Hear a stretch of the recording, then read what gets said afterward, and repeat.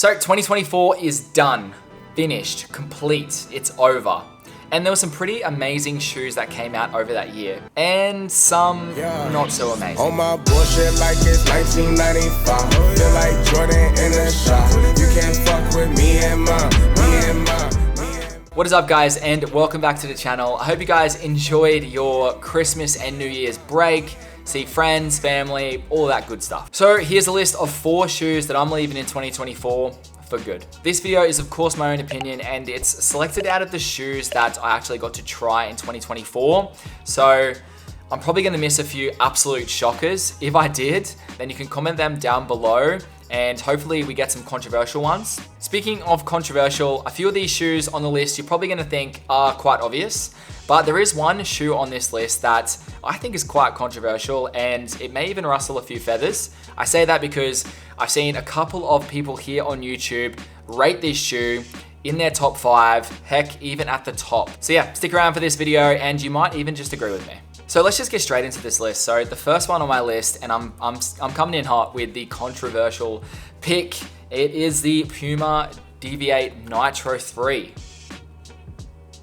I don't know what it is about this shoe, like this goddamn shoe. So I see a lot of people putting this at the top of their list, and I honestly just do not understand why. I do not understand why. Yeah, this shoe, I have a problem with it. If you're a fan of this shoe, can you honestly tell me how and why you're a fan of it? It felt like I was running on squishy cardboard that felt like it was compressed and stayed compressed for the entire run. I mean, the upper it's reasonably comfortable, but like the shoe itself just felt dead. I found myself just slipping and sliding around on my run, and I ultimately retired these after just one run. So I ran 8Ks in these, that's it. And I was like, nah, I'm done. These are just gonna get retired to just a gym shoe that I was wearing to work. When I got these, I honestly had such high hopes because I've seen such good reviews about it on YouTube. And then, yeah, I was left utterly disappointed with how it felt underfoot. I don't know. Something about it just really didn't work for me, and yeah, I'm not a fan. Okay, rant over.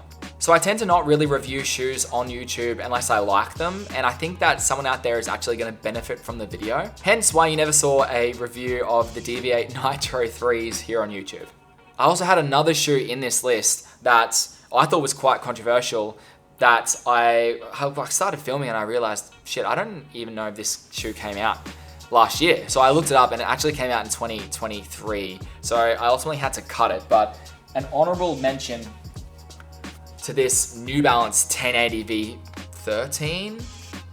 Yeah, this shoe, all I'm gonna say is this shoe was absolute poo. Something about the, I don't know if they all like this, but the leather around the ankle, and you can see it's brand new. I can't even sell this on Facebook Marketplace. I think I've got them up for like 50 bucks.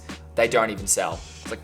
And I completely understand why. I mean, honorable mention to this one, but to me personally, this one is literally the equivalent to poo on your foot. So the next shoe in the list, I actually don't have on me because I sold them, which you can probably guess why. It's because I didn't really like them. And it's the Brooks Hyperion Max 2. This one was probably expected from most of you guys. You probably would have expected that it was gonna be on this list. So it's marketed as like an up-tempo daily trainer that can handle a bit of pace, but also easy miles. But what I found was that it didn't really do either of those good at all. Like when I would pick up the pace, it would feel kind of dead and a bit stiff.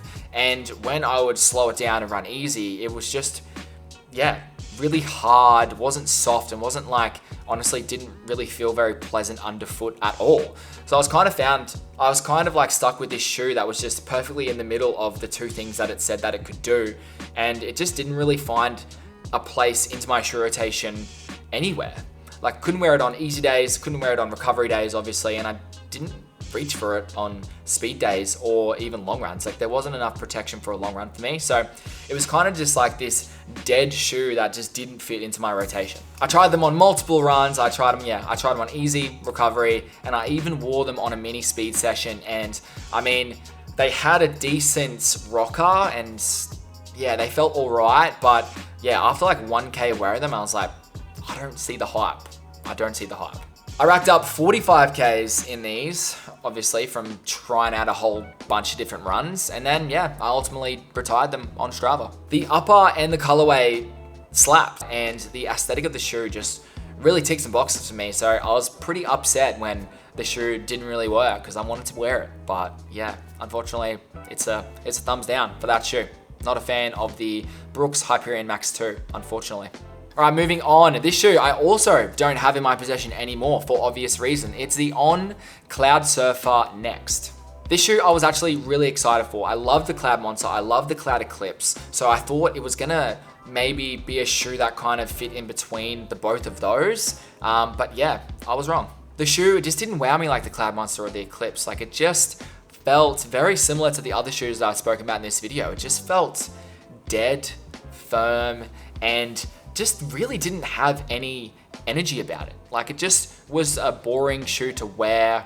I mean, again, I really like the aesthetic of the shoe. I like the colors. I ultimately ended up just retiring it to a gym shoe and just a casual shoe to wear around. But this is for running shoes, and running is something I did not want to do in it.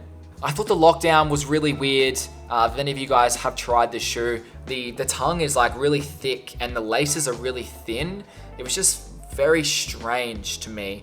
So I couldn't really get a good lockdown, and ultimately I just didn't really find the shoe that comfortable. I think it was marketed as an up-tempo sort of daily trainer, but yeah, I wasn't gonna be running fast in that, let alone running slow.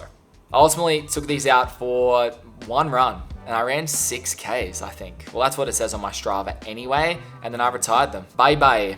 Okay, the next shoe in the list, I do still have my hands on because I retired these to a gym shoe, and I still use these as a gym shoe. And to be honest, I really, really like them as a gym shoe, but we're talking about running shoes, of course, and the Mizuno Wave Sky 8 just, yeah, did not do it for me. Did not do it for me. I ran a total of 53 kilometers in these before I ultimately retired them.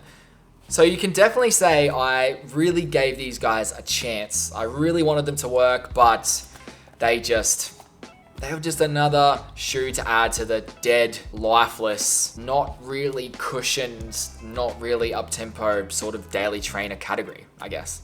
All right, I'm seeing a trend here. I'm really not liking the up tempo daily trainer category of last year at all, am I? This was my first pair of Mizuno shoes, so it was my introduction to the brand. And after my first run, I just really wasn't stoked about them. I know a few other people that got their hands on these, and they said they really liked them. And then one of the key things that I kept hearing from those guys was they really liked the cushion, but I don't know if I've just been programmed to like max cushion stuff, and whenever something isn't max cushion, I just think it feels dead. Maybe that's on me, but that's the vibe I was getting from this shoe. Ultimately, yeah, didn't really feel like I was running on a cloud. Felt like I was running on cardboard. I don't get it. The purpose of this video wasn't to just like drag those brands through the mud and say that they're terrible companies and they make terrible shoes. Just those models. No, but seriously, some of my favorite shoes of last year were made by those very same companies, those same brands. And at the end of the day, it's honestly just all of my personal opinion, and it's just a bit of fun. So which shoe tops them all as your worst shoe for 2024? Let me know in the comments below. Should I make a video talking about my must-have shoes coming out in 2025? Let me know. That is going to conclude the video, guys. And as always, thank you so much for watching. Make sure you like this video and subscribe so you don't miss any of my future content. Share it with all of your running friends or anybody that you think would find this shoe interesting. This video interesting or funny. Probably not funny. I'm not funny. I don't find myself funny. Am I? I'm talking shit. All right, thank you again for watching. I'll see you guys in the next one.